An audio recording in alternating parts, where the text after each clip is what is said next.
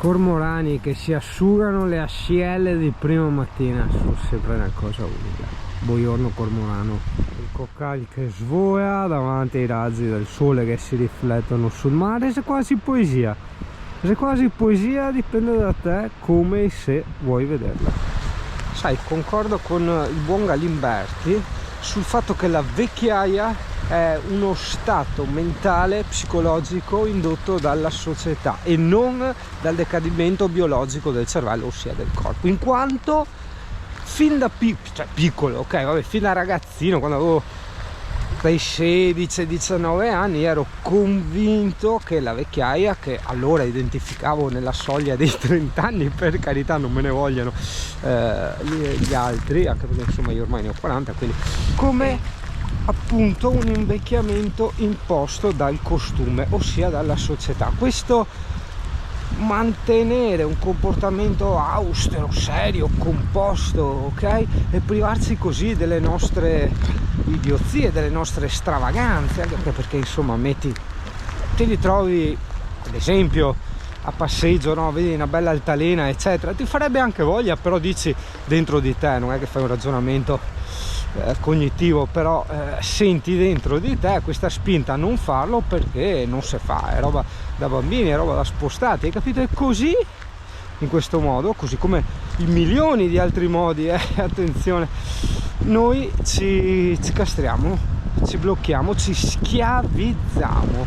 Quando mi senti sempre parlare di libertà, quando mi senti bestemmiare contro questo addittamento al termine libertà, l'andare in giro in camper, in moto, in aereo, quel che sia, è perché libertà è tutt'altro. Come puoi vedere siamo intrappolati da infinite schiavitù, da infiniti paletti di pensiero, ma anche proprio di vita, nel senso che non possiamo vivere al di fuori di questi paletti, né col pensiero né con le azioni.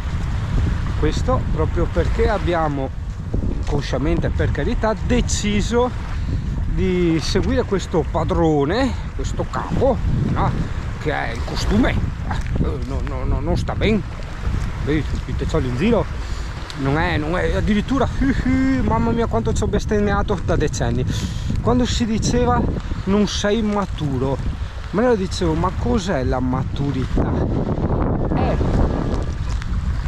È il saper affrontare determinate situazioni, oppure è lo stare, come si dice da noi, sempre composti con il muso duro e baretta fraccata, no? Tradotto viso duro, quindi insomma espressione austera, composta, no? Inespressiva, e baretta fraccata è la serie nel tuo, ok? Seguendo la tua strada, quasi come con una sorta di paraocchi.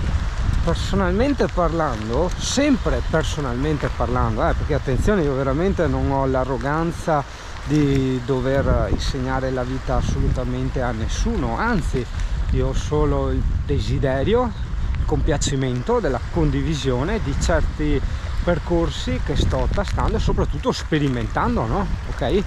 Sia come se fosse un cuoco, sperimento delle ricette. A un certo punto dico, oh Tosatti, guarda che secondo me sta qua è proprio buona, sta qua funziona, sta qua fa anche bene, poi però è relativo, perché magari uno è allergico, gli fa male e muore, l'altro che ha i gusti un fiasui, gli fa schifo, hai capito?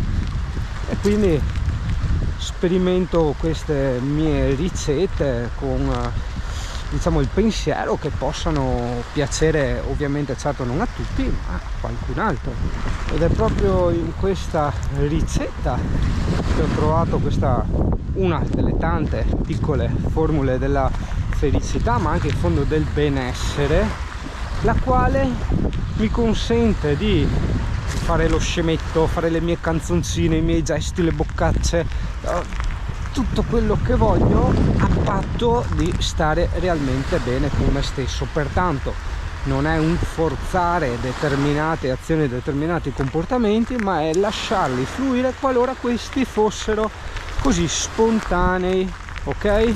Tipo, mi fa pensare una piccola scenetta anche recente. Erano arrivati gli amici e io e Francesco e Giacomo quando sono arrivati gli abbiamo tirato giù le chiappe, no?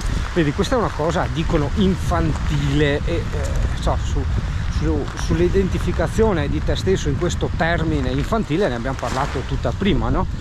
Però vedi, io ho a parte il bel ricordo, ok, di quello che abbiamo fatto, che insomma è anche relativamente importante, relativamente no, però porto dietro quel senso di libertà, ti giuro, libertà, cioè non tanto di essere tirare le mutande, ma proprio libertà nel senso di non star sempre lì legato con ste catene mentali a non poter mai fare un cazzo. Io quello che voglio fare nei limiti del possibile, nel senso senza andare a intaccare la libertà altrui, lo faccio. Siamo noi, siamo in tanti, ci nascondiamo di notte per paura degli automobilisti, degli notipisti. Siamo i gatti neri, siamo pessimisti, siamo i cattivi pensieri e non abbiamo da mangiare. Com'è profondo il mare, com'è profondo il mare.